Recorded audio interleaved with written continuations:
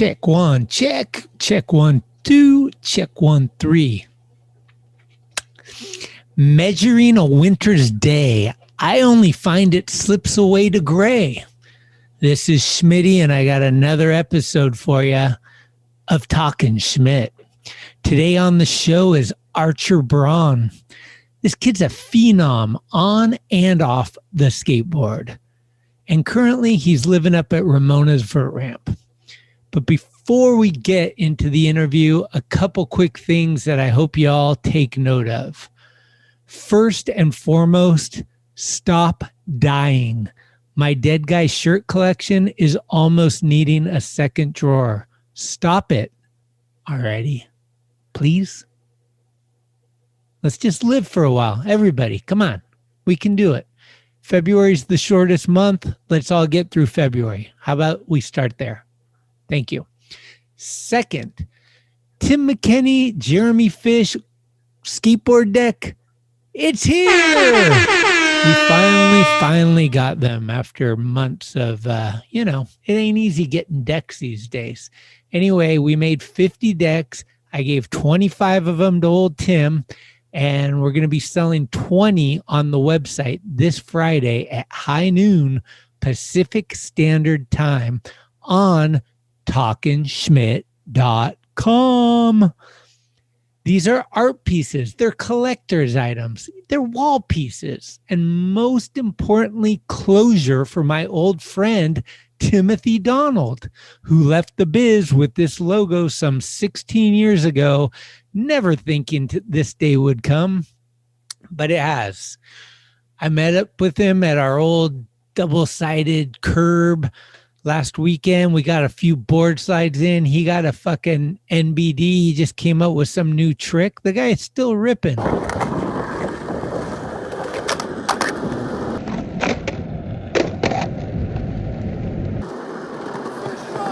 Undeniable. Tim McKinney, one of the best skateboarders in the history of the wooden toy. So here's the deal. If you want to support the show, support Tim, and build upon your epic board collection, this is a board you'll want to get. That's this Friday, February 12th at high noon. And you can only get them at TalkinSchmit.com. And once they're gone, they are gone. We will not be remaking more, and no one will. So that you can take to the bank. Also, we'll have an option if you want Tim to sign them, Jeremy to sign them, me probably not, but all those are options, or just no signature, but one of 50 on the way to 20, if that makes sense to you. You following me? Okay. That was confusing, but you're listening to this podcast, so you're probably pretty intelligent. Is that real? Anyway, if you're into comments, likes, and algorithms, this might not be your show. But if you're into hanging out and listening to some people talk about life from a skateboarder's perspective, well, stay listening as I pass the mic to my bro in Ramona. Oh, hold on. I need to tell you one last thing. Do you see my wall? If you're listening and you're not on YouTube, you don't see it, obviously. But if you see it, then you're on YouTube. But anyway, I'm addicted, guys. Send me stickers. I'm fucking like a kid in a candy shop all over again. I've been getting mail. I've been smiling about it. Shops are sending me theirs. I got a whole collection. I got like 6 binders. I got a red, white, and a blue version. It's insane. Instead of purging, I just pulled out all my shit, and now everything's a mess over here. But we're getting it organized. Binders are going to be looking nice here in no time. The wall's filling up. Love y'all. This is Archer, and you are watching Talkin Schmit. Coming hot. It's cool, like tonight is the night. Here we go again. Just give it the old college try right now. All big dog's in. Schmitty. 96 times, Schmitty. Thanks, Schmitty. We on? Schmitty? Talkin Schmit. That's called go to the hospital, bitch. I'd be shitting my pants. Your Rolodex is fucking deep. It's about the one. Who's this guy thinks he's tough shit? What's up? We're tastemakers. Come on, Schmitty, what the fuck? Let's hear it for Greg Smith. Yeah!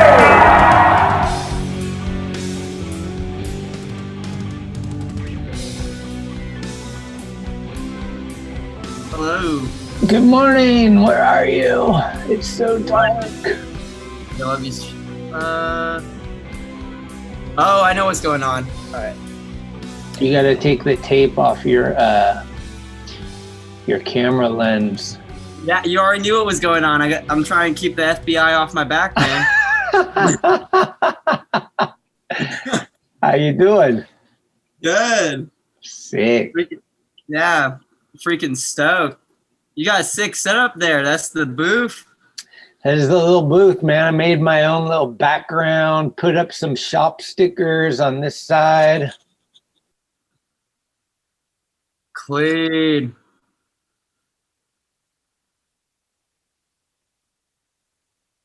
Nice. There you go. All right, we're going to start this off like Howard Stern because I just have to. It's early morning, so good morning, everybody. We're taking the podcast to the Ramona Hills for its third visit. This is the home of the Rumble and Ramona vert ramp and also our next guest. This is Archer Braun. Yeah, Schmitty, what's up? How are you, man? Good. How are you doing? Don't tell anybody, but you're the first interview of the new year. Of 2021? You're crazy. That's either a good sign or a bad sign, huh? Yeah, right. Did you do anything for New Year's or keep it mellow, or what's your steez doing? Kept it pretty mellow. Went and hung out with some friends. Skateboarding, the usual stuff. Yeah. Well, let's get. What about you? I always keep it mellow. I'm asleep by 9:30 if I'm lucky. I really have a hard time staying up lately. I get up at like 5 in the morning, and then by like 9:30, I'm struggling to keep my eyes open for the second half of whatever TV show we're watching.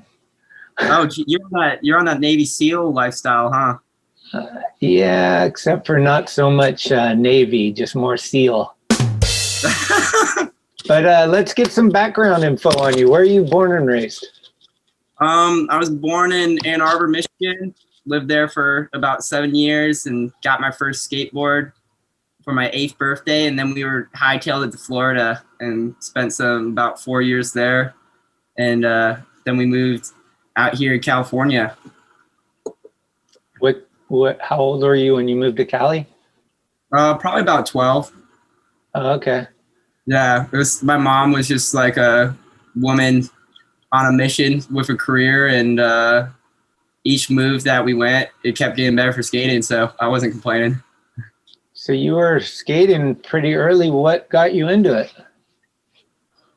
My neighbor in my cul-de-sac and back in Michigan got, the Tony Hawk complete skateboard that every kid got with like the skeleton hawk, and he sucked at sharing.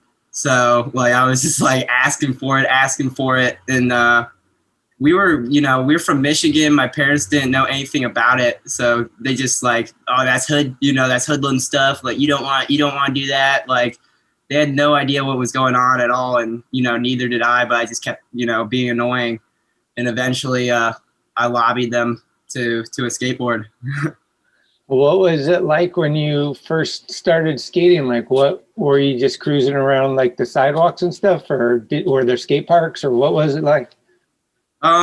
We had a skate park on a hockey rink that like in the winter it was like an ice rink that we'd go around, but in the summer they just set like the prefab ramps there. So I would go there with my full face mongoose helmet and try to go down the ramps. It was super confusing. Like we knew nothing about it. Like when we first got skate shoes, I thought that's how the board sticks to your feet. That's how you jump. So it was like a really big disappointment when I started jumping with those and my board was still on the ground. And I had to ask my dad, I'm like, what the heck? These things are broken. He Googled on the computer how to jump with a skateboard. And he's like, you got to learn this thing called an ollie. And that's where we went from there. Amazing. So were you doing hippie jumps at first? In hindsight, I guess it was a hippie jump. But at the time, I think I was just jumping around. Yeah.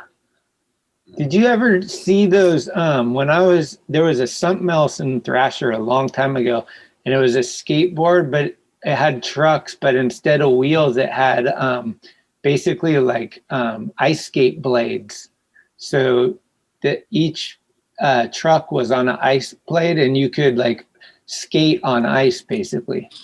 What? You never saw those? Yeah, but that's innovative. Where's that? We need that now. Like. Yeah, I think there was a something else, and then there was another one where they were skating an ice block, and I think they were doing those with wheels, but like grinding on ice and shit like that. Dude, that's epic. I think that the final frontier, maybe someone's got to take it to Antarctica. Yeah. There's probably a mega ramp there. I mean, who knows what the spots are? Totally. So how did it change from Michigan to Florida when you got there? Did you meet some friends that were also skating, or?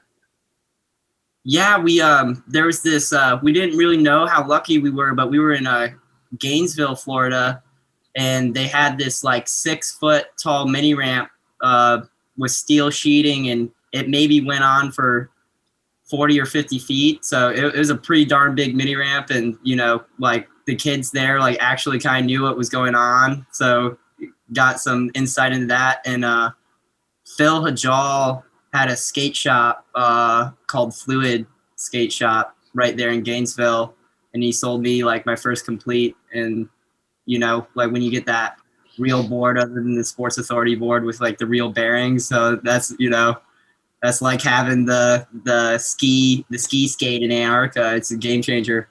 It's like having auto locks on your car. Right? All of a sudden, like you don't have to roll the window up anymore manually. You're just like, zzz. Right? No more of that, and on to the next level. Yeah. What board was it? Do you remember? It was a flip skateboard. Oh yeah, a team board or a pro model? Just a little the team board, the blue kind of graffiti around it. I don't really know how to describe it, but we didn't know anything about it. Phil was just like, oh yeah, this is a mini. You want this? Like this is a sick company. Mm-hmm. Like, yeah, let's do it. What age were you when you skated your first vert ramp? Probably also 8. My dad. In Michigan.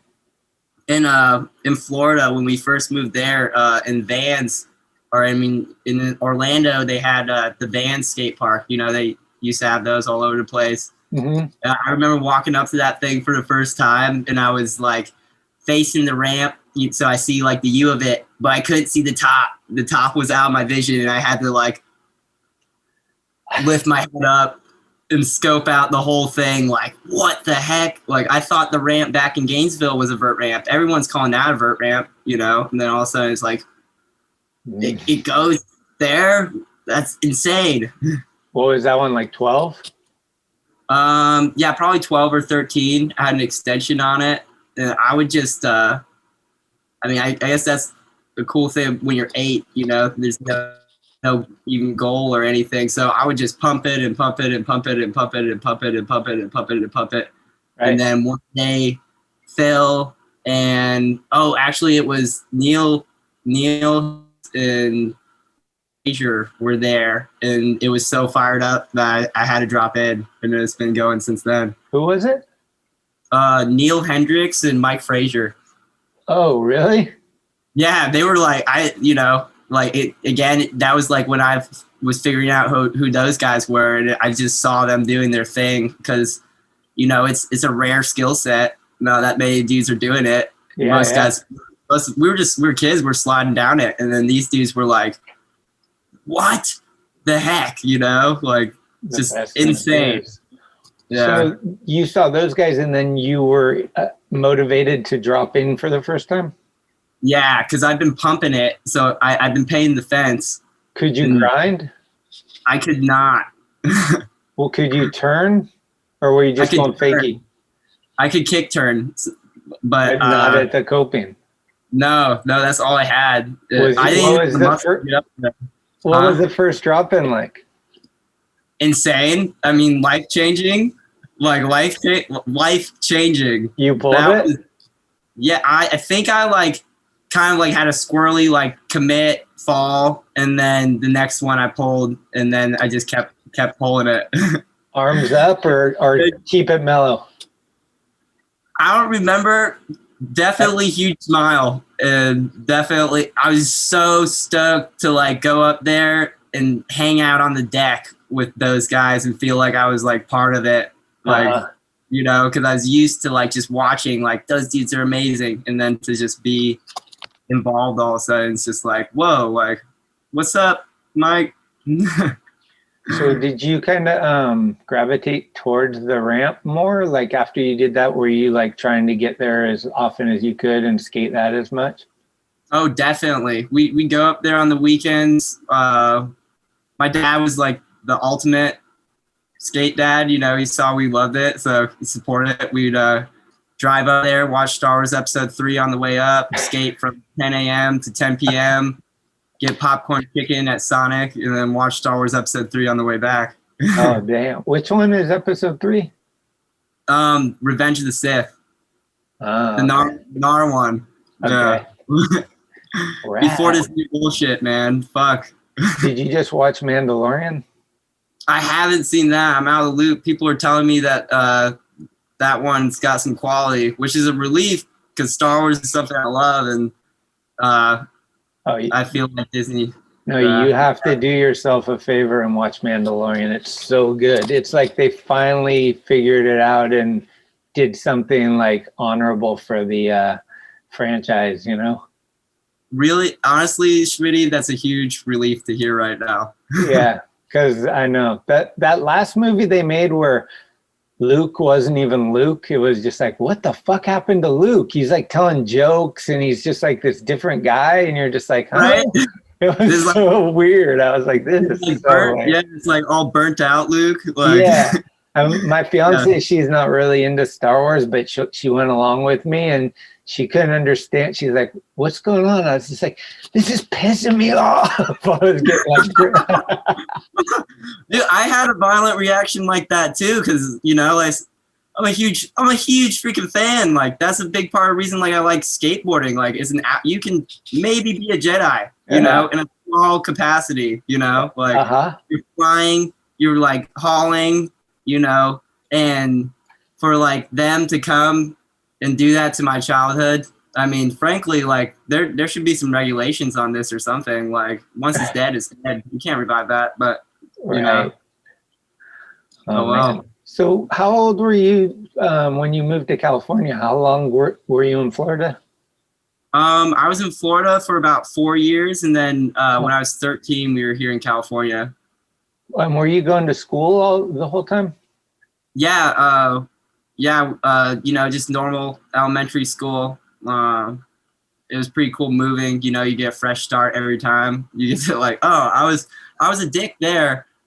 I'm gonna be less of a dick now, and then it usually works out a little better. You know. So you weren't tripping on like, fuck, I just met Johnny and became friends with him, and now I have to move across country and find new friends. No, I was probably like, I was friends with Johnny, and then I pissed him off, and now I make my clean exit. I'm ditching Johnny. Fuck that right? Guy. I'm sorry, Johnny. I know I'm a dick. You dick! Oh man. So where'd you move to? In San Diego or? We were up in South Pasadena at first. Go skate Garbanza, and I'd see like Lizard King, and like that was a trip coming from Florida, especially as a little kid. And then you know these dudes are just here like skating. You know, it's not. That's like another special thing about this probably is you know, it's one of the only things that you go and you know the dudes that you look up to, like, oh, they're here in the same place that you are. Mm-hmm. You know, they don't have their separate deal. Like fucking that was a trip, you know, because we had no context we didn't know how special this was. We thought it, you know, was something cool. And then the more you learn about it, you figure out just how special it really is, you know? Mm-hmm. And you have a brother, right? Yeah. And Yeah. he skates as well. Yeah, he does. He's the man. So were you guys skating together a lot growing up, or did you have separate friends?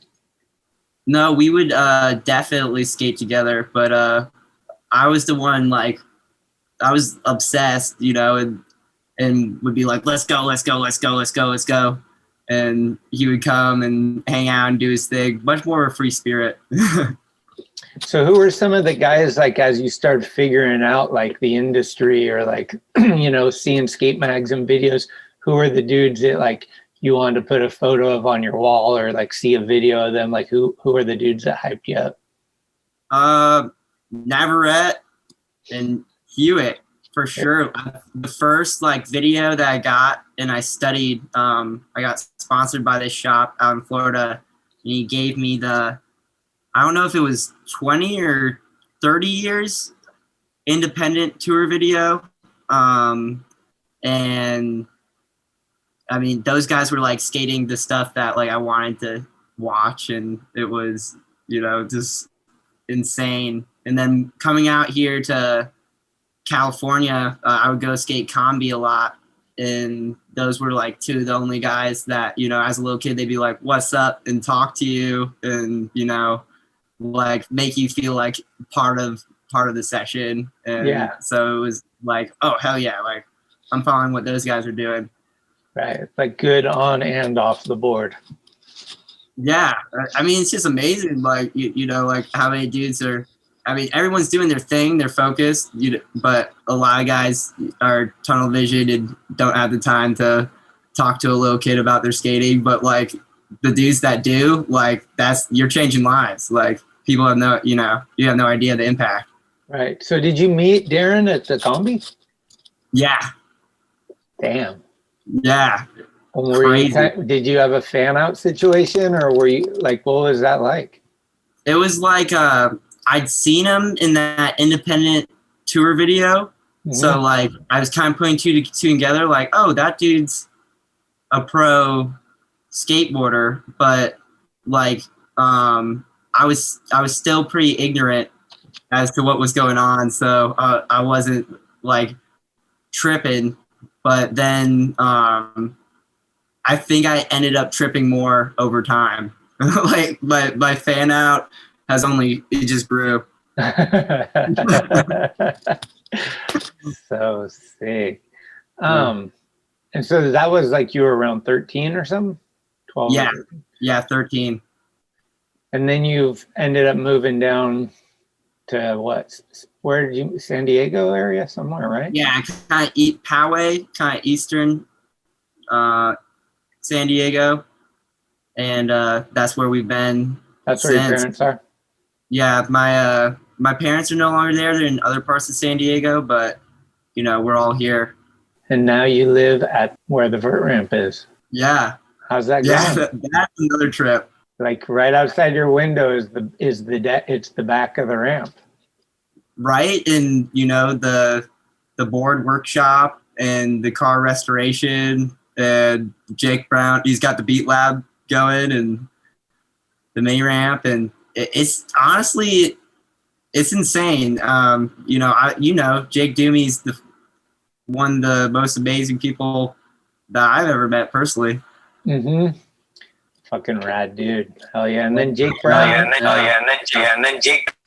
Whoa, that was weird. Why is he doing that? Can you hear like an echo? Not really. So is it true that you got a poli-sci degree? Yeah. From UC San Diego. No way.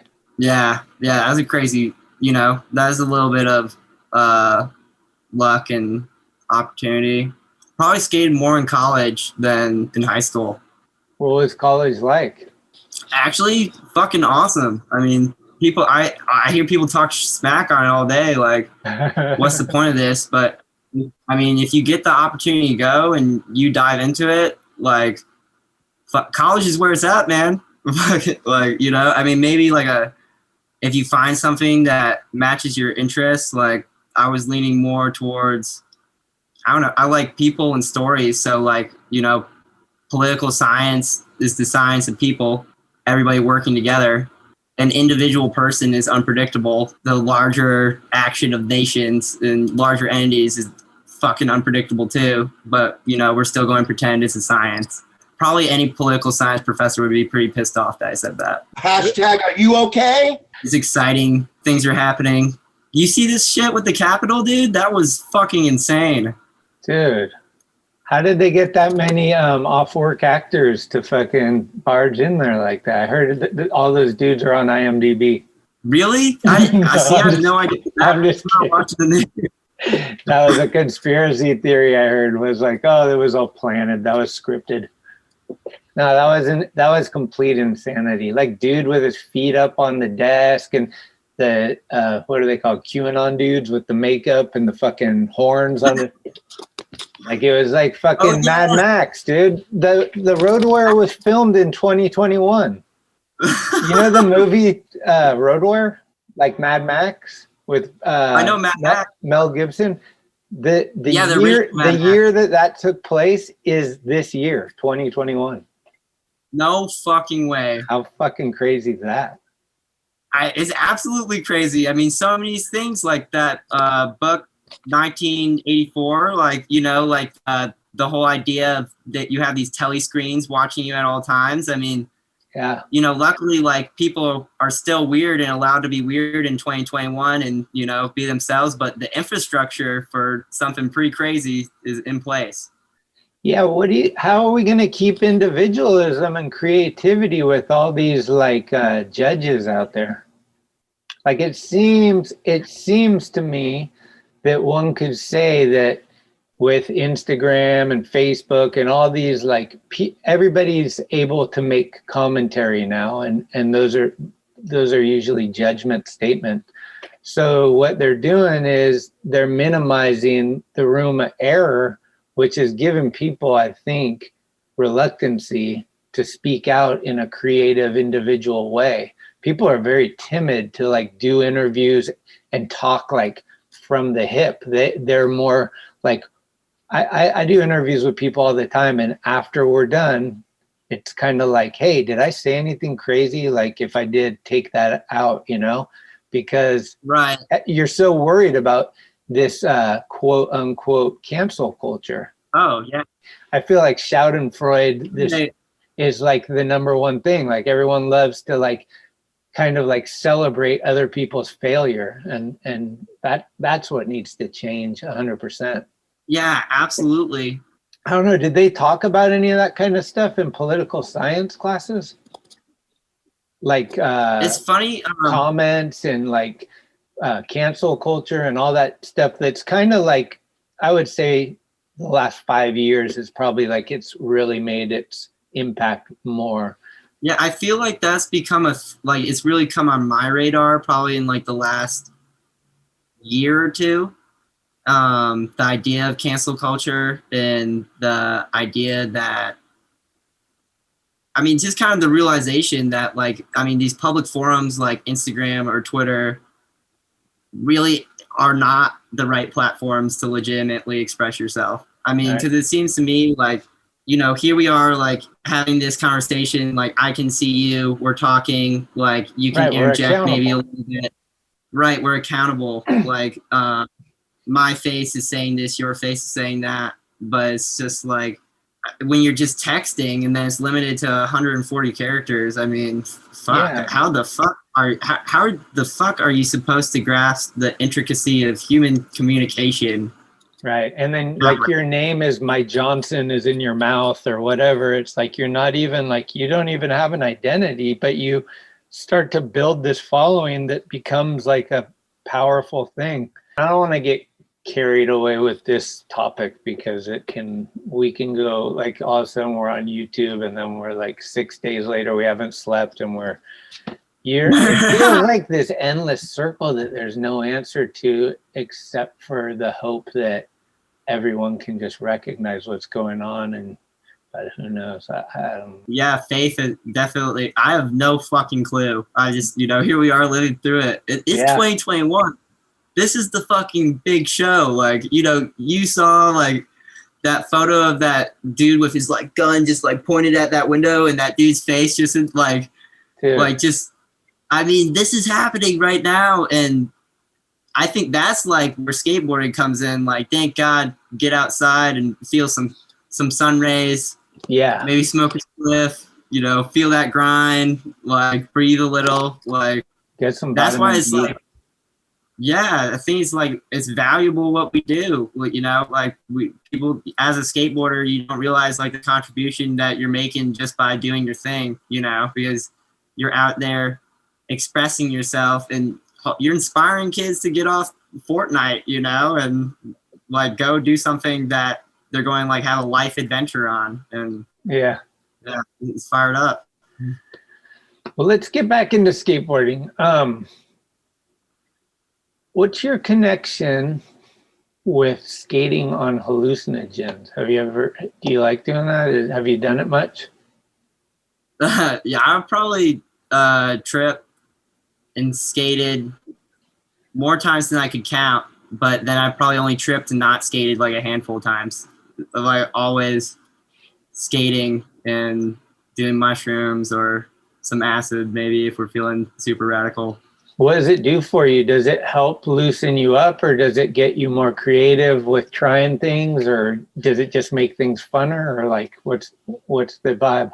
I think a little bit of all three of those. I mean, my experience of it has been like, you take these things. I think the first time I took mushrooms, I like stood on a skateboard kind of towards the end of it, and you just feel it. Like I felt my legs, like, you know, you feel the power like in this board, like as you're cruising down it, like you feel it so strongly. Cause I think it's because you're so connected with like what's going on instead of like the chatter of like, oh, they're talking about me or you know, the fear or whatever it is. And focus. It's also, I mean, it's just fun. You feel good, you like yourself. And when you feel good and you like yourself, you start getting jazzy. All of a sudden, oh, I can't believe I just did that. You're doing things you didn't know you could do, but it's just like, you can step out of your own way for a little bit, you know? Like, I wish I was some Zen monk and had the ability to put myself in that state, you know, like without external factors. But it's 2021, man. I'm a skateboarder. I'm gonna take some mushrooms and some acid and let's see what happens. Did you ever learn a trick? Oh, absolutely. I mean, that rumble when you're like, oh, grind the car, and you got me. You were the one who actually you fired me up to touch that thing. I was super deep on mushrooms that day. Nice. That was actually the first day that I'd like taken them and like I'm just going because it's perfect. Like, you know, you're going to be hanging out somewhere all day. You just take them and go for an adventure. You know, you're not driving. On the other side of the spectrum, would you ever take them and go to poli-sci class? Like, would you go to college? No. Would that be just a fucking bad one? I think it's a terrible idea. I mean, like, something about those things, like, they're fun, you know, when you feel safe, like with the people you feel safe around. But like, as soon as you're like outside of that zone and you're surrounded by people, like something about it, it's almost like an inverse of like what I was telling you about, like lighting you. I think it's like it plus skateboarding, your attention's on this thing. So you're like free to do your thing. But then when you're like back in the world of people and then you realize I'm on mushrooms, like you feel it's like Big Brother's watching, they're all watching, you know, like, yeah. I was at this thing recently and I was going to skate this thing in Texas, this Houston ramp jam or whatever. And I took some acid but I didn't end up skating right away. I ended up just like chilling. And that was an interesting experience. It's not good for just kicking it. It's crazy. Hashtag, are you okay? What was the first box you got? What was your first free, like somebody sent you some free shit? Maybe from Silver Trucks, the shop I was skating for in Florida when I was younger. The guy who owned it, James Reed used to be a vert skater back in the day. I guess broke his back and got all sorts of messed up, but he was like in the shop. He said he was homies with Danny, and I was in the shop when he called, and he's like, "Oh, can we get a box? Like, whatever shop flow, like set here." And like, I'm just like tripping out, like, who is that on the phone? I don't really know. It was crazy. Was Creature? What was your first like legit sponsor? Well, my most legit sponsor was when I moved here to San Diego, and local skate shop before anyone's been hooking it up. And, they've given me Mark Johnson over there is just, when someone's thriving and doing their thing, setting it up so other people can do their things and enabling other people like that. I mean, that is fucking beautiful. So obviously local fucking skate shop, but, what shop is it? It's a local skate shop. It's in Santee. It's kind of East County. It's been around 6 years now. Nice. Yeah, that's where you work? Yeah, that's where I work Monday through Thursday. Damn. You guys have stickers? Yeah, absolutely. You need one for the wall there? Yeah. Hey, it's in the mail. It's in the mail. Nice. Oh yeah. How did you end up being with Darren on Skeleton Key?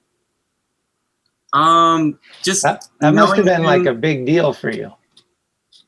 Fuck yeah, it was fucking huge. I mean, like since I was a little kid, it's like that's the dude you want to hang. That dude seems like he's having fun. That's who you want to hang out with. Like, and just kind of watching that from the outside and seeing Skeleton Key and like what is this? Because Creature to me was so fucking radical. Like, they were doing, at the time, like that, Anti-Hero, Creature, like that was like, two of the few places showcasing the kind of stuff that like I was like, oh my gosh, and then all of a sudden Darren's doing this radical stuff with Skeleton Key, like what's going on, with all the bombers and the, the vintage stuff and just, it seemed to be popping off. So I guess, I hit up Jimmy, like I knew, the Rumble in Ramona was going on, and I hit up Jimmy like, oh, like I want to go skate this ramp.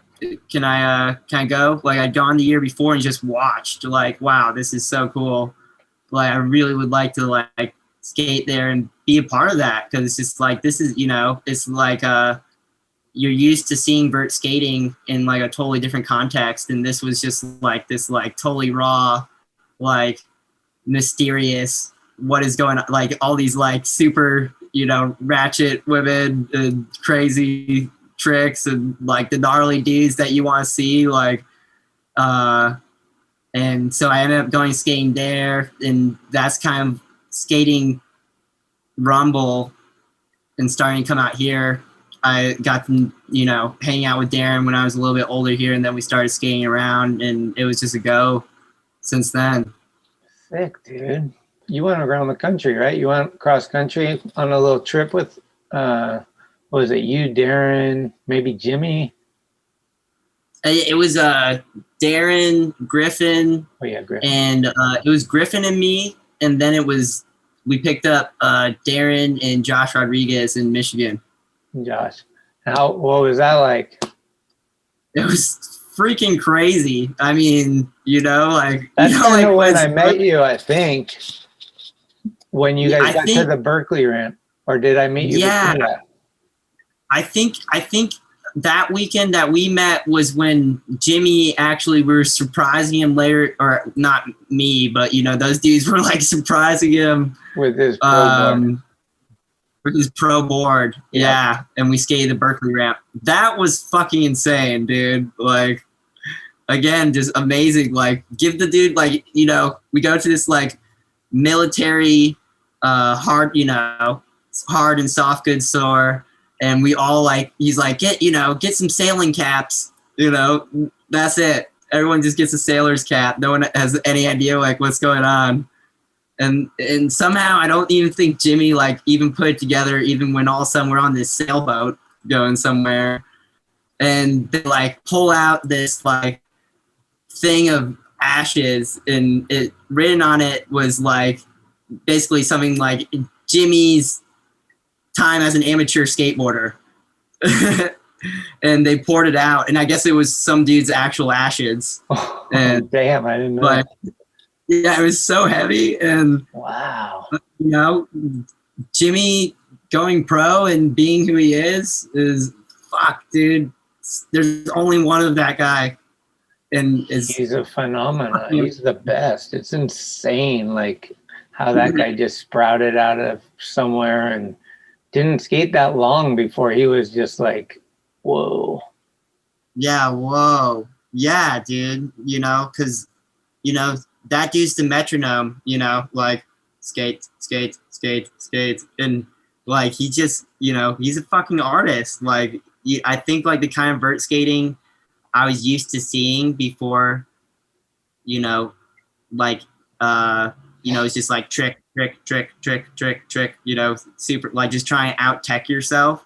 Right. And then like someone like Jimmy is just like, oh, like it speaks, it's like jazz, you know, it just speaks to something in you. Like, dude, him and Alex Perlson, I'd say, I mean, you know, just for, you know, being a young person that's into vert skating, like those were the dudes of this time that I was watching, like. Definitely. So fucking amazing. Fucking style and just like everything all in one. Yeah, like unreal.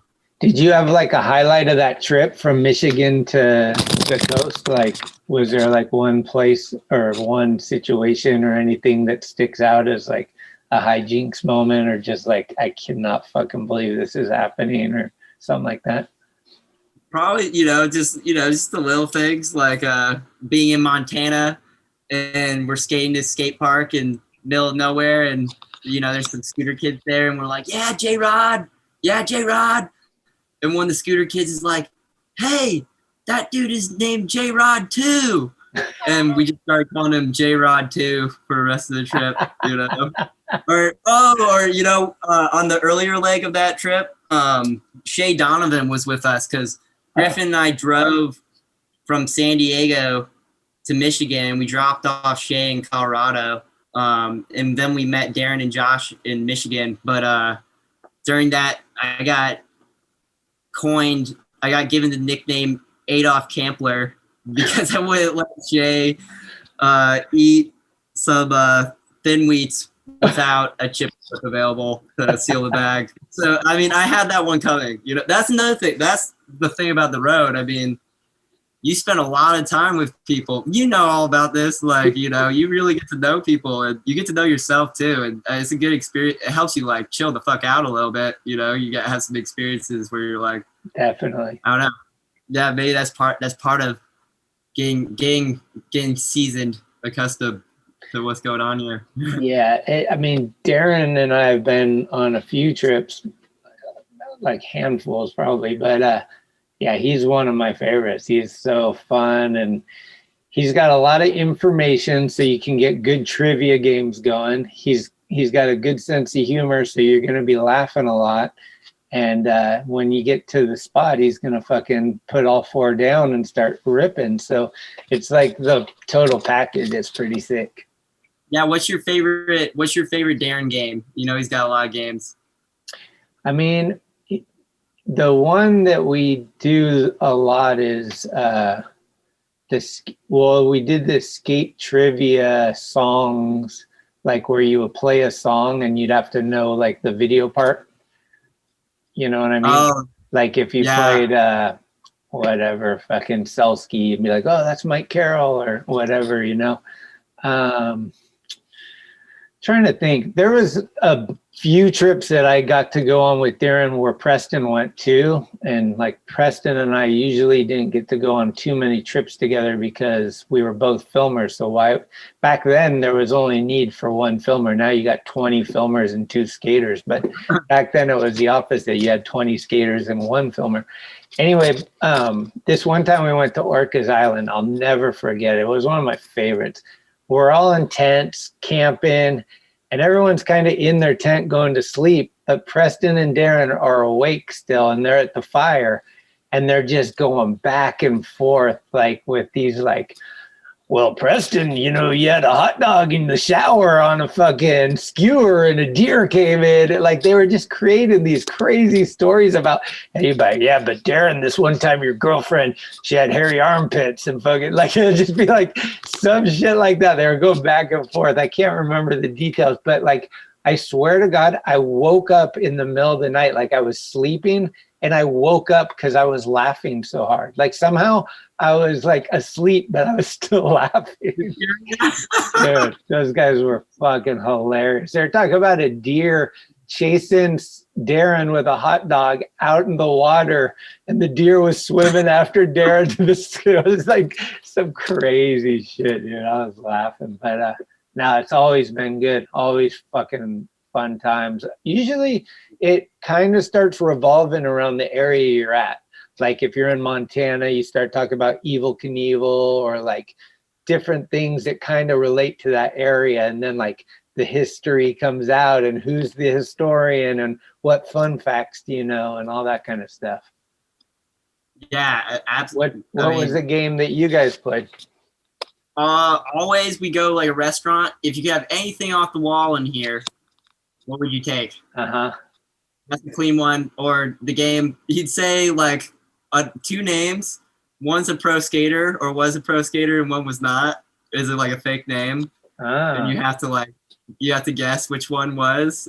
Dude, some of these guys have insane names. You know, oh, that dude's make believe for sure. And then, oh no, that dude was ripping hard. Wow. Dirk Torgensen. Have you been traveling at all through all this crazy times? Yeah. We went to Texas on a little 10-day road trip. And you drove? Yeah. Noah Schuler lined that up, ran a minivan, and we hit it. You meet up with Crumb?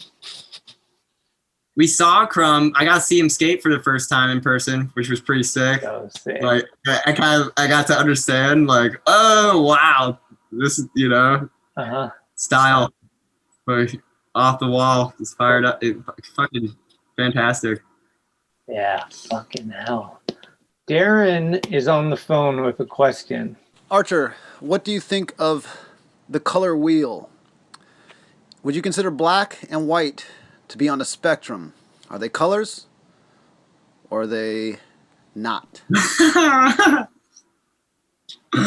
Of course they're on the spectrum. We're all on the spectrum, right? I'd be an advocate for that they can be colors if they want to be. It depends. I mean, they're on that like on the fence position where they could go really either way. Like, you know, I'm not a color, or you know, I am a color. But okay, you go into a bar, you put down fucking yay or nay, and you ask the entirety of the bar, is black and white a color? What is the bar percentage gonna say? Yes or no? Well, it depends what time of the night it is, probably. Okay, after last call. After last call, I guess it could go either way then too. Fuck. Did you guys get into a discussion about this or something? This is a discussion point that comes up from time to time, and I often am just like, yeah, for sure. Well, what about Man on the Moon? Did that happen? My personal opinion is, fuck yeah, it happened. I mean, I wouldn't be surprised if they staged the film, because like, who the fuck was filming that? But I mean, I think they went. I met Buzz Aldrin one time. Did you? And I mean, yeah, that dude seemed you know, legend. like he went to the moon. I don't know. Well, can we get Pluto back as a fucking planet? Fuck, you know, you'd think in a time that we're trying to be inclusive that we wouldn't just like push this, you know, planet out of the mix that we've been saying was our friend for all this time. When are we switching to the metric system, man? Like, I'm claiming Pluto was the beginning of cancel culture. Probably, I mean, that's probably how like the cultural movement started. You know, it goes all the way back to they have all of a sudden this academic base for saying like, oh, you can just off someone out of the mix. Yeah. And then all of a sudden, yeah. Have you ever fucking tried to spin a McTwist? Yeah. Like upside down or just spin? I think I definitely, when I was falling, they're going upside. I think I made just one of those. I think it's. You made one? Debatable. Yeah. Like Indy 540? Mute, I mean. Yeah, McTwister. Yeah. Whoa. I don't debatable. On which ramp? Ponds up in Michigan. No way. That was on that trip that we picked up Darren and did that long haul. Is it on video? It is on video. You've only done one in your entire life? Yeah. Wow.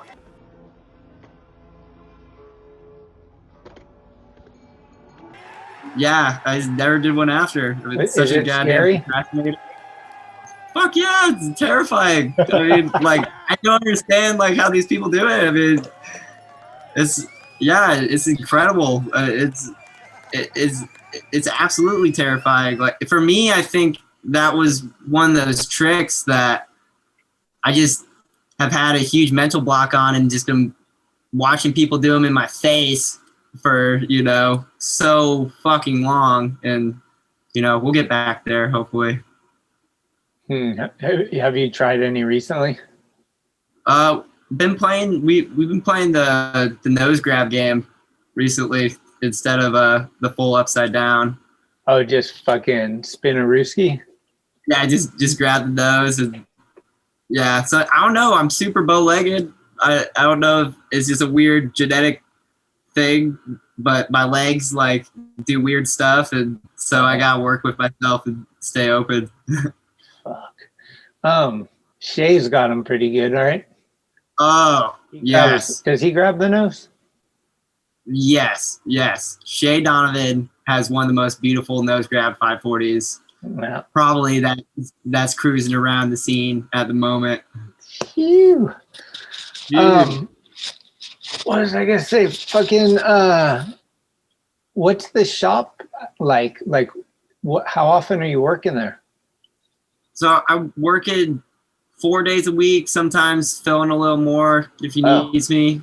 I work 10 to 2:30, and I mean, it's, you know, we live in a capitalist society.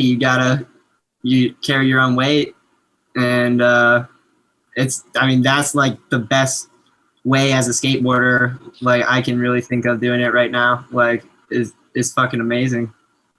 You ever hold it down working in a shop in your time? Yeah, I worked at Go Skate for years in San Mateo. It's funny, there's a skate shop city away from where I grew up, and it's the skate shop where I bought my first board. And then later I ended up working there, and that was kind of my avenue into like the next fucking, not even the next step, the next ladder. Like that really like, whoa, you know, meeting these dudes that were fucking ripping and just like understanding the level of skateboarding to a whole different degree. Like it was always fun, but it went from just fun and not caring to like kind of caring, you know, like, whoa. Yeah, it's great. Yeah. You get to see a lot of shit too that inspires you. Like, what are some of your favorite graphics that you've seen? Probably that one that stands out is Jake Reuter just went pro for Black Label. He's got a sick board with a Cobra. Sick. Okay. Black Lacero's making sweet stuff. there's a preacher, Kevin, I think it's Bakel, is it Bakel or Bakel? Yeah. He's got one with, it's like the heads of Catholic bishops and like the Pope on a stake and like a Viking dude. Rad. Like, yeah, I thought it was pretty historic. I don't know. I thought it was pretty crazy. I guess those are more recent graphics. Scram's making dope shit.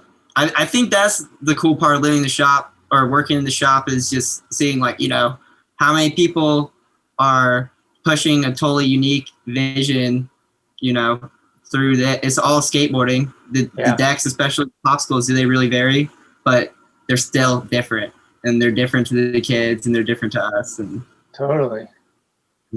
I heard the boards are kind of hard to get right now, like the board companies or whatever, or the wood manufacturers are having a hard time keeping up with the demand. Yeah, that was my impression as well. Yeah, it's pretty. JT works down there, and I talked to him, and he was like, "It's fucking nuts." Like, I think the pandemic just made everybody skate more, and then opened up. Like, all of a sudden, there's a whole new breed of skateboarders, and whole families are coming into shops and buying a skateboard for the entire family to just like be outdoors and do shit. Yeah, I think for me, you know, because I started working at the shop around March last year, so right when this stuff was taking off, and skateboarding is fucking booming. I mean, everyone that skated already is out there skating even more, and the people that always were kind of interested and wanted to try it, all of a sudden they have the time and they want to get outside, just like you said, and that's been like really exciting to kind of see firsthand, like, oh my gosh, like so many more people than you thought like want to do this and are like interested in this. And especially, I mean, when I think just kind of like from when I started when I was 8 to now, so you know, a little almost 16 years, skateboarding is just a completely different thing even from when I started. You know, I can't imagine from your, you know, perspective, it must be fucking crazy. Yeah, I mean, like from like just riding on walls, like when Nadas was doing wall rides and stuff, it was like, huh? And then learning wall rides felt like I rip. Like I'm riding on a wall, like I'm doing something that as a skateboarder, I didn't understand how this could happen as a skateboarder. So people that don't skateboard, like, what are they thinking? Like, I'm like, you know, it's kind of like doing a backside air on a vert ramp. Like if you don't skate and you look at that, you're like, what the fuck? These guys are. And so It was kind of like that feeling, like that was one of the first things. And then handrails started happening, and like, you know, street skating was just so new and crazy, and like it was just bananas. And now it's like, dude, what the fuck? Like even as a skateboarder, if you check out for like a few months, you don't know what the fuck's going on. You miss out on like, what, that guy just, what, Alex Midler just back three'd into the car wash banks. Like, what the hell is that, dude?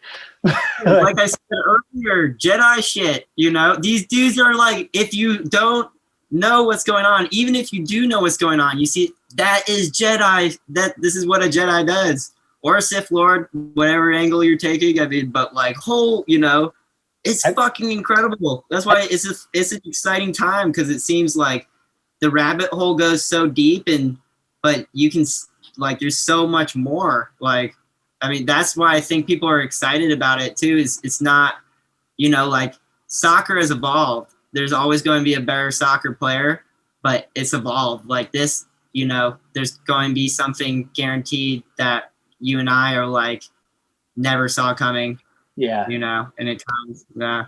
Oh, so sick. Yeah, skateboarding. I mean, skateboarding is always the answer too. Like if you're depressed, skateboarding. If you want to have fun, skateboarding. If your chick broke up with you, skateboarding. If you need to get somewhere, skateboarding. Like whatever it is, skateboarding. That's always the answer. Like it's just like my friends hit me up all the time, like with like I've become like kind of like a life coach to some people. Sometimes it feels like, dude, it's gonna be okay. Just go skate, like sweat. Like if you are on your skateboard and you sweat, you come back and you tell me you don't feel better, I think you're lying. Right. You have one conversation with your lady before skating, you have a different one after. Totally true. Oh, I'm so sorry. I'm doing great. How are you doing? Yeah. No, whenever I go fucking skating and I come back, like my fiance is always like, you gotta do that more. Like you're in such a good mood. Like da da da. Like yeah. What's up with the jiu-jitsu? Working at the shop, the sensei Ricky, he's this black belt dude. He skates, and I listen to like a lot of Joe Rogan, and they're always talking jiu-jitsu this, jiu-jitsu that. Like this is, that's the thing. No, and I was kind of like curious about it, and I was looking into it, and then Ricky just comes in the shop and he's like, come by the gym tonight, and the gym is 7 minutes from the shop, and so I started doing that around March too, as so I started working at the shop and then going to the gym around the same time, and they have like the 7:30 to 9:30 class, so yeah, I can skate all day and then go jiu-jitsu, and that's a full day. Is it gnarly? Are you getting fucking beat up? Fuck yeah, I got put to sleep. It was insane. The like hold or whatever. Yeah, the arm around my neck, like just resisting, trying to get out, not tapping, and then just like in a movie when the computer turns off and it's like like that was just like everything was like and then I woke up and Ricky, the dude who's running who's the black belt head honcho, El Jefe dude, was like, are you all right? And everyone was looking at me, and I just realized what had happened. It was pretty crazy. Holy shit. How long you been doing it for? Since March, so about 6 months, something like that. Have you already felt like yourself improving? Like, oh yeah, absolutely. I mean, because skateboarding and this stuff like really go well. You're used to getting beat up by the concrete, so all of a sudden you're like just rolling. You're rolling on these mats, and I think you're ready to take some slams. Yeah, I could see that. Yeah, I think I've seen the improvement, a lot, and it's just, I think to me it's I've always been skeptical of like martial arts, or you see like this stuff and it just seems like how's that going to ever do anything for you? But like when I came into this to flow roll jiu-jitsu for the first time, they didn't tell me anything. They just paired me up with this purple belt fella, and he's just like, I'll match what you give. And you go like, whoa. Yeah, and you just try until someone like taps out, so it's kind of like fighting your little brother, where you can just hold him and let him swing at you and stuff. Like the guy's so much better than you that he can just gauge his level to whatever you bring. Right. I'm just, I'm like going after him like, one of two monkeys with one banana on the desert island. And and he's just, that actually the dude I got paired up with for the first time was the dude who put me to sleep later on. You got to regulate sometimes. So is there like this competitive feeling though? Like you're like, I'm going to get that guy eventually? Or is it more honorable? It's like kind of an honor thing, right? I think it's definitely a little bit of both. I mean, there's the honor thing, but we are humans living in the United States in 2021. You know how our culture is, so it's fuck yeah, I'm gonna get that motherfucker. Okay. But it's not.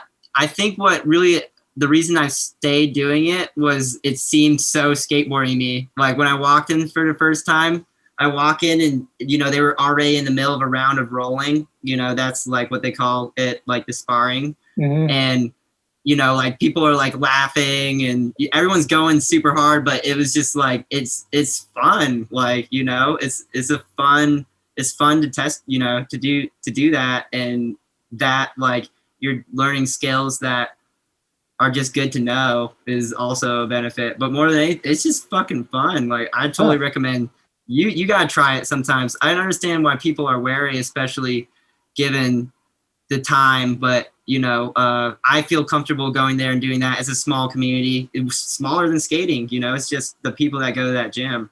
It just seems like the beginning stages must be pretty rough. You're getting shown the power. They're showing you the power of it. That's why I believe in it, because I felt it on my body. When you like have no control, you're getting twisted up like a pretzel, and then this dude's all of a sudden got his arm around your leg and your neck and is somehow twisting your body such that you can't breathe. You're like, oh my God, like this is something's going on here, you know? Like, yeah. Holy shit. Let's talk about that video part you just put out. Oh, sick. You did some pretty gnarly shit in there. Which one out of the whole thing? I haven't really talked to you about it. What was out of the whole thing? Was there one trick that you went a few times? Was there something that was really hard for you to do that was a little bit above everything else in there? Like, was the Washington Street, I think that was your ender, right? Or it was one of the last tricks, but yeah, what was like, fuck, finally, or something? I think probably the gap to nose grind shove it at Hawks. Oh yeah. We had like a few times for that. And just doing that, and you know, that's, you know, it's kind of, you know, skateboarding, you want to ride, but you know, also you want to do these things, so sometimes you gotta, you know, metronome it, and that was fucking awesome. I mean, Jimmy, Paul Luke, Ronchetti, and Colin McKay, like all those dudes were there, and it's just fucking amazing. You know, Galena, Hawks Ramp Patrol, was shutting down the ramp, and it was like, this is it, and it happened, and it's just like, I think that, you know, like that's what like makes that whole thing, that whole part of skateboarding so fun, because once you get that feeling will carry you for, you know, I'm still riding high. I'm riding high off that whole thing still, you know, like just.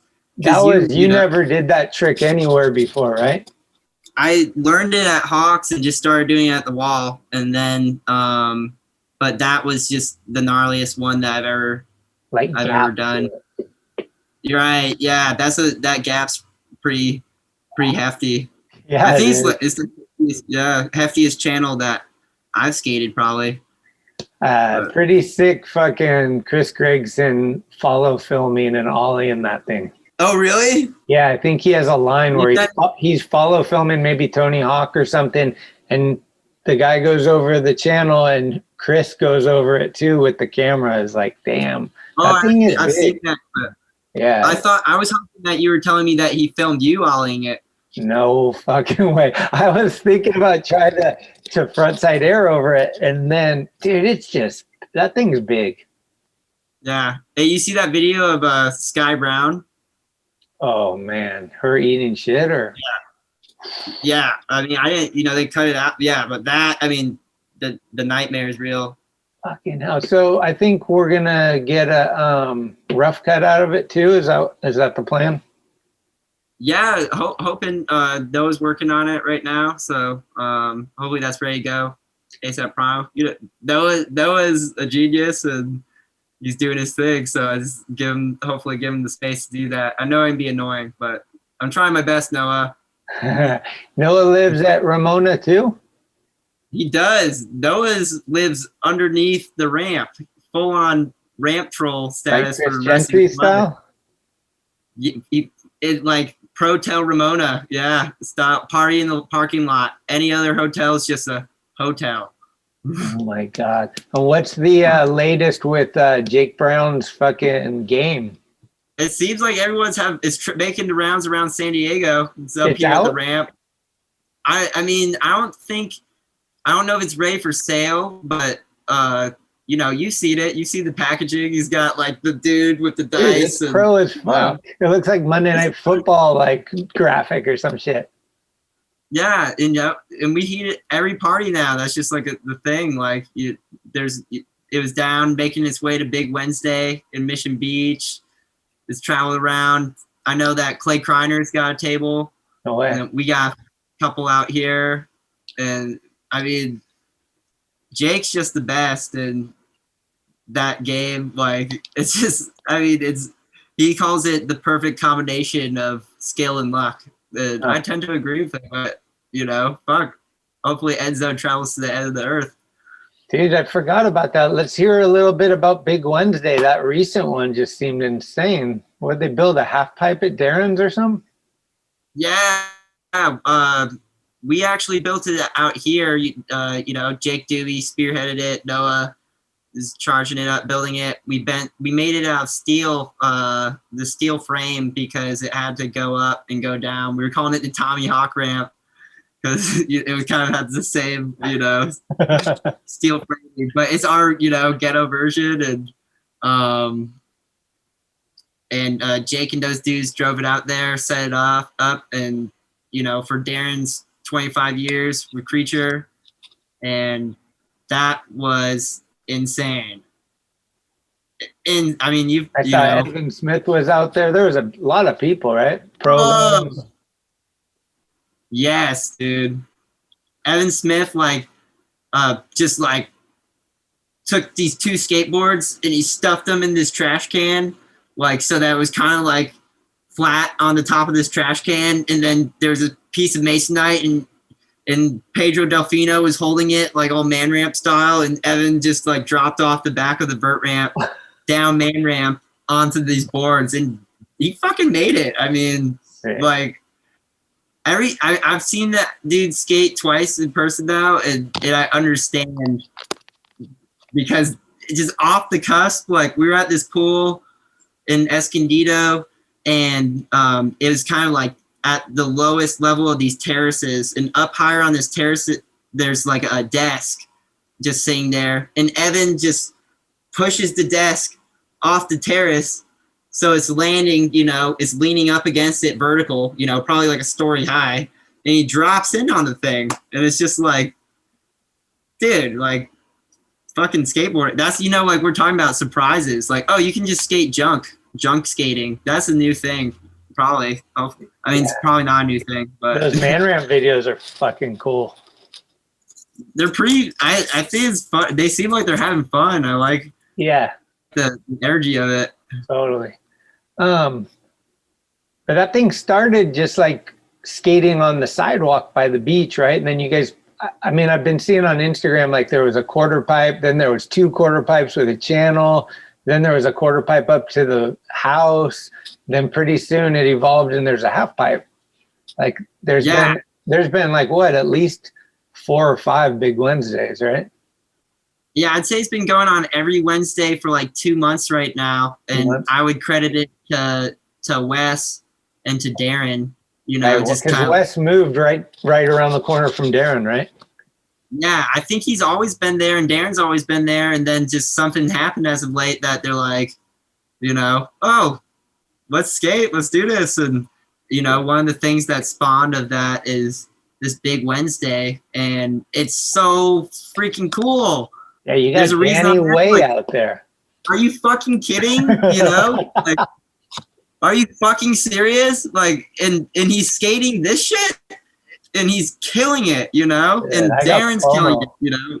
Yeah, and it's sick too, because it's like, you know, other dudes, you know, it just brings all of San Diego together. Like all of a sudden, like, you know, like all of us, no matter like what we skate, whatever, we're all skating these things on the boardwalk, and it's, I mean, it's frankly beautiful. Like, nice. I gotta like fucking bravo to those guys, you know. Wes is like a superhuman of kindness, and absolutely Darren's off a radical one too, and it merged into this crazy thing.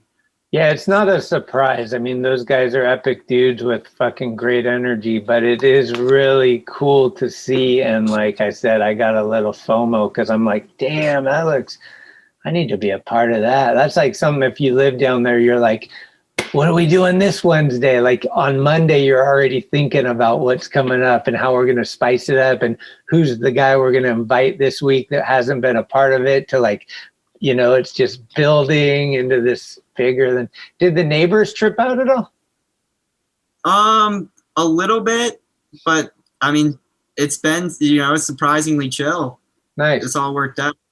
Yeah, cool. Probably the only casualty of the last big Wednesday was I broke this dude's windshield accidentally. I left a note on it, so hopefully, yeah, it's like an old truck. Hopefully, it gets back to me. But I got you, dog. Just bring your car up to Doomies. We got all kinds of windshields up here. Hit me up, right? Just come hang out. I'm sorry for breaking your windshield. And just wrote my name and my number, and, you know, like, see what, like, please, you know, I would be so bummed if someone broke mine and didn't take responsibility. So, I mean, I'm poor, but take what I have. Fuck. Yeah. Well, dude, I'm new year, new attitude, same attitude, whatever. But 2021, I got some new shit. I got a fucking incense sponsor. Effin' relax. And what's the other thing I got? Oh yeah, I got Don Wapo green hot sauce coming out with Talkin Schmit signature hot sauce, which is insane. I don't know. Oh, you're broken into the food industry, man. Look at you.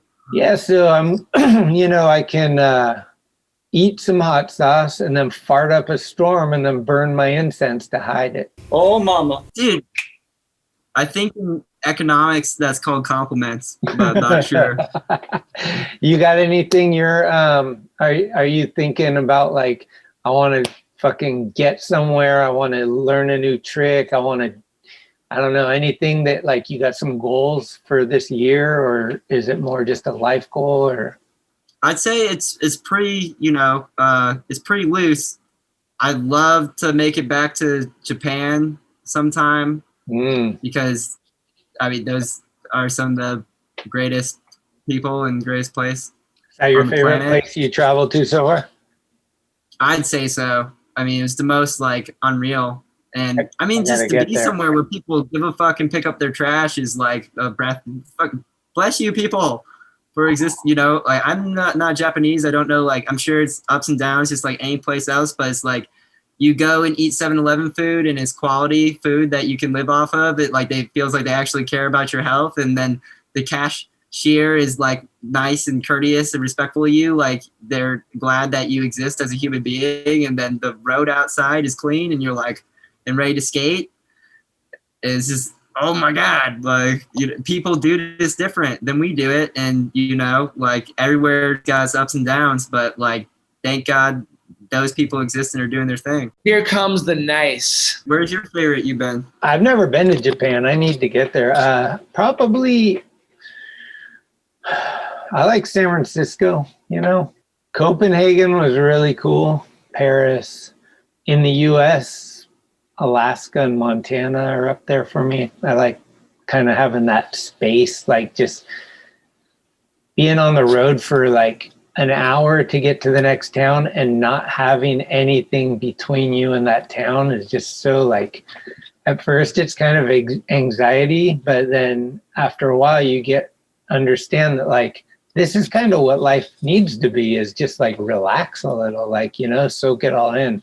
Seeing buffalo on the side of the road in Montana is so fucking sick. I remember we stopped and Chet ran over the fence and ran out towards them, and we're like, dude, you're gonna die. It was pretty cool. But yeah, I don't know. The two places that I bet will be on the list that I haven't been to are Australia and Japan. Like, everybody talks about those places, I haven't been to them, but I need to get to Australia for sure, and Japan. Yeah, you get to Big Wednesday. Yeah, Big Wednesday too. San Diego is definitely.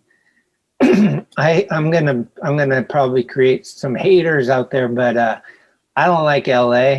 But the minute I get to fucking what's the place, San Clemente?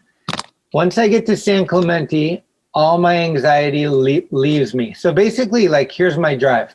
I drive down Highway 5. I get to fucking the Grapevines, and I get over the Grapevines. Then I get to Magic Mountain. And right about 10 minutes past Magic Mountain, I start getting anxiety. And the whole way through that place that I don't like, I just feel like, ugh. And then I get to San Clemente, and I'm like, oh my God, it's so nice here. And I'll usually pull over and go down to this park and get a fucking drink and just hang out by the railroad tracks and just kind of soak in the beach. And then from there till the border, I could be anywhere. Like, I love Oceanside, Vista. I'm out in Escondido with Rehoboth, fucking San Diego, up at Ramona. All the dudes are fucking chill. I like your guys' vibe down there for sure. But that's funny that you'd say that. It's definitely an inverted bell curve for me too in terms of my spirits. I travel the opposite way, but the same deal. Dude, and it's crazy to me that I can drive from San Francisco to LA in the same amount of time that it takes me to get from one side of LA to the other side. Like, I've made it to LA in 4 hours before, and it's taken me 4 hours to get from the outskirts of LA on the north side to Anaheim. And I'm just like, what? Dude, it just drives me crazy. I'm like, I get it. Like, there's apps and you should have went a different route or whatever. But like, I don't want to think. I just want to drive. And it's like Highway 5 straight all the way. Come on. Like, you know what I mean? It's like, yeah, there's this study that like these social scientists could determine how densely populated an area was just by measuring how quickly people were walking on the street corners. You know, like the denser it is, the faster everyone's walking. Everyone's just, you know, something about it. Like the more people you pack in a tighter spot, like these are real things that have like a real impact. I heard something similar, that you can tell how crazy a person is by how many layers of clothes he has on. You got 3? Right now I'm running 3, yeah. So I'm fucking... You're a little crazier than me. I'm a little crazed today, but it's the weekend, so it's cool. As long as I can be responsibly crazy, you know? If I can still hold a job, we're good. Right? Well, I was just talking to someone the other day about towing that line between being nicely burnt in a fun way and actually being burnt. Yeah, once the screws start popping out, you got to just kind of like keep an inventory. It's cool for them to be out, but just make sure you can put them back in. Like, once you can't find them, that's when you'd be like, I need help. Hashtag, are you okay? Wes Craver's story, he's like, one day you'll learn, brain gone. He's like, I know where it is. It's somewhere here in Mission Beach, but brain gone. Hasta la vista, baby. Wes is he's just so the best. I love that dude so much. All right, we're winding up. I got to ask you for some help. What are some standard questions that I should have for all my guests from here on out? What's a good question that you'd like me to ask every guest? My first one is White Claw or TikTok. I think I'm going to run that for a while. Seems pretty 2021 to me. That right? Yeah. That's in between a 2-pronged fork for sure. Maybe favorite Star Wars movie? Empire Strikes Back. Oh yeah, clean. I love when they cut open the fucking thing and he's sitting in there to stay warm. Oh yeah, that was so brute. Yeah, see, like that. Yeah, sorry to go off on a tangent, but that's why those were cool, because it was kind of metal. Like, it was kind of gnarly. Those old ones. Like, dude, I'm a huge Star Wars fan. I grew up with Star Wars sheets as what are they called? Curtains, and sheets on my bed, and pillowcases, and fucking actual figures with the Millennium Falcon. I think I still have the Millennium Falcon for the figures and stuff. I got a bunch of like old shit. We're in the same. That's good to know that we're of the same tribe. Do me a favor and watch the Mandalorian, and then get back to me and let me know what you think, because I think they did it right. And everyone I talk to that's into Star Wars is like finally, like it's a good one. Shoot, I'll have to check that one out. And then give me one skateboard one. If you had to be someone's intern, who would it be? Who would you like to intern for? Yeah, or who would you like to be your intern? Either way, it could be pretty funny. Who would you want to be? I was Ben Norberg's intern for like 3 days at Woodward. It's like, oh, you need a coffee, man? He's a model, right? Yeah. I guess I don't really know what he does. You know, I don't see his skating recently, but did you stay connected with him after or no? Oh, not really. You know how that goes. He's like a kid at camp, and like he's super cool. He was super cool. Yeah, he was cool and went along with it, but you know, he was probably just like, this fucking kid is super weird. Did you tell him your first board was a flip board? I did. I should have, but I was too busy grabbing coffee. Fuck yeah! How do you take your coffee? With as much sugar as possible. Really, I like my sugar with coffee and cream, like the Beasties. Yeah, I'm not much of a coffee guy though. I can only afford the weed. I can't afford the weed and the coffee. All right. What's one thing that the world needs to know about Cam? That he's a brute motherfucker. Dude. Midwest freight trade. Dude takes a slab. Dude's a hard worker. And he's a man of integrity. And I appreciate him. Fuck yeah. How's his ribs? Seems to be healed. He seems to be healthy. At Big Wednesday, he was getting pulled. D-Way just got this like wakeboard, like pull-in. You know, like one of those things you grab the rope and then it's connected to this motorized thing that it can pull you up to 30 miles an hour. And Cam and our friend Begas, who also lives here, I think we're the only dudes that hit it down that crusty Mission Beach road, just going like 30 miles an hour. The dude likes to take a risk. Goddamn. Oh man, so good. Well, hopefully I'm gonna get down there for a big one today. That's my goal. Maybe I'll come down. That'd be sick if Valentine's Day was on a Wednesday, then I could come down and bring my love.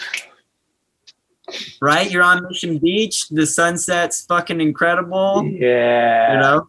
Whoa, I didn't know Darren's out there. Wait, there's Wes. Hey, well. Right? Oh, oops. Oh, you guys are skating? You guys, what? Let me grab my camera. Let me grab my skateboard. You guys skate out here? It was sick. We went to Cayman Islands one time on an indie trip, and Costin was there with his wife and kids and everything. And we were all partying on the beach. And it was late at night, and Costin came out of the hotel, and he's like, wait, what? He's like, I'll be right back.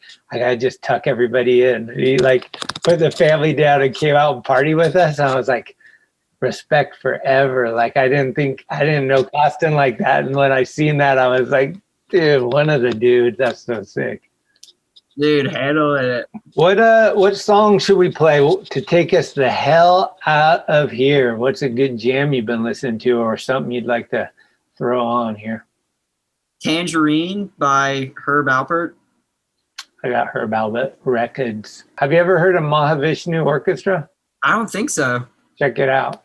It's kind of like rushed on. It's like jazz, but rush, like just like so.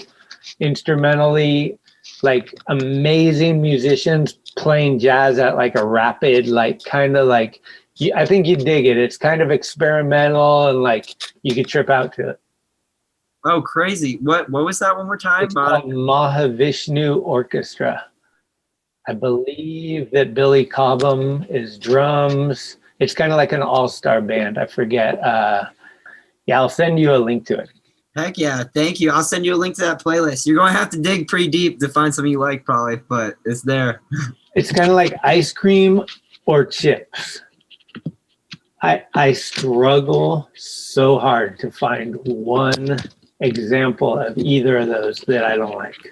And music is in the same vein. Absolutely. Ice cream. What? I'm a mint chip man. Where are you running? Dude, American Dream is forever. It's insane. It's the fucking best. But like I said, you could give me I don't know, anything. I'm never going to turn down, like, actually, I'm trying not to eat ice cream because I'm trying to lose a little weight for the wedding. But if I'm eating ice cream, I'll eat any flavor that's available. Like, I love it all. When are you getting married? August. Damn, that's coming.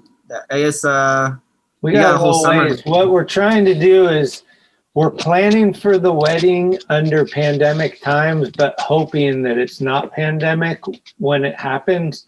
But if it is, we've planned for it. So like either way, it's going to work. Radical. Mm-hmm. Well, congratulations, man. I'm sure I'll hopefully see you before then. Yeah, I think it's a good way to keep this year positive, hopefully. Yeah, absolutely. Of which, she will be bummed if I don't mention it. My fiance is a huge fan of yours from seeing the that little video you sent in from the skate shop with the glasses.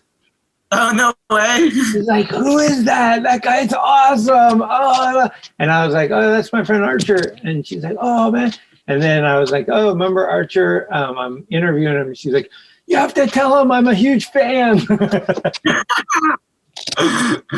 Well, thank you, dude. Thanks for giving me the opportunity to do stuff like this. I mean, I like listen to podcasts all the time, and I listen to this podcast, and it's fucking, you know, it's so cool this is unreal experience, man. Fuck yeah, dude. Who's your favorite? Do you have one that sticks out on Joe Rogan?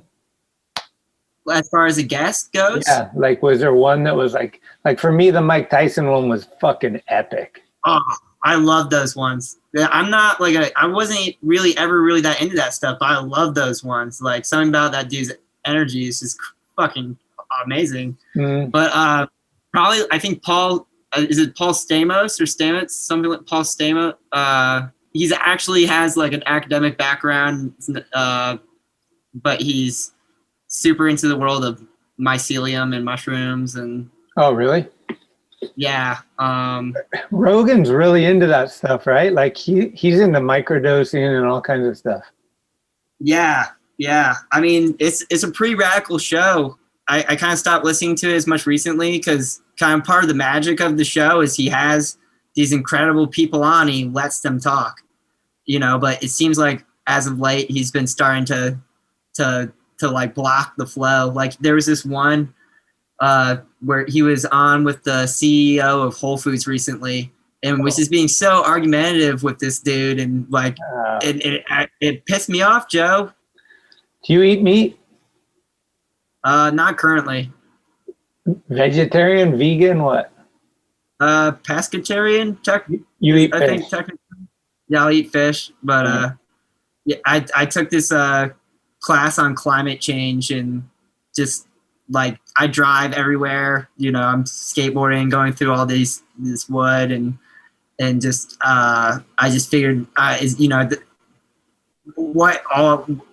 to live my lifestyle and feel all right. Like, all right, I'll just make this one sacrifice. It's not a big deal. Well, here's my challenge to you. You got a Talkin Schmit t-shirt, right? I do. You do another 540 wearing it, I got you dinner wherever you want. Hey, well, thank you for the challenges. Your challenges have propelled me for years now, man. You're the best. And as a caveat, like side one, if you ever had a photo printed in the mag or something wearing it, for sure. Okay, shoot. Well, double whammy. I'm going to be breaking that bad boy out, trying to get these incentives. Thanks for taking the time, dude. Good catching up. Say hi to Jake and Noah and Doomy and everybody out there. Hopefully there will be another Ramona, and I'll see you guys, October-ish or something, but hopefully before then. Yeah, fuck yeah. Thanks for having me on. This has been, like I said, fucking insane. Talkin Schmit, man. Fuck yeah. Herb Albert, Tangerine. Yeah. Do you think they could do a remix with Led Zeppelin's Tangerine? Hey. I mean, potentially. With Herb Albert and those guys' talent, who knows? Thank you for listening to another episode of Talkin Schmit. You can subscribe to the show on iTunes, Anchor, Spotify, or anywhere you get your podcasts. When you subscribe, you'll get notifications every Tuesday of new episodes the minute they become available. Also, please leave reviews and a 5-star rating. It's the best way to help the show grow.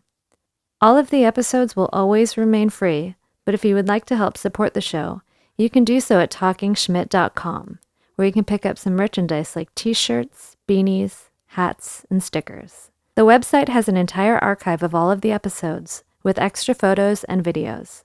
Email us with any suggestions, comments, or ways that the show may have improved your life at talkinschmit@gmail.com. All interviews are conducted, edited, and produced by Schmitty. The intro music is Mary's Cross by the band Nature. Very special shout out goes to the executive director, Sharal Camisa. Shout out. Love it! This is Talkin Schmit, where the Rolodex is deep, but the conversation is deeper.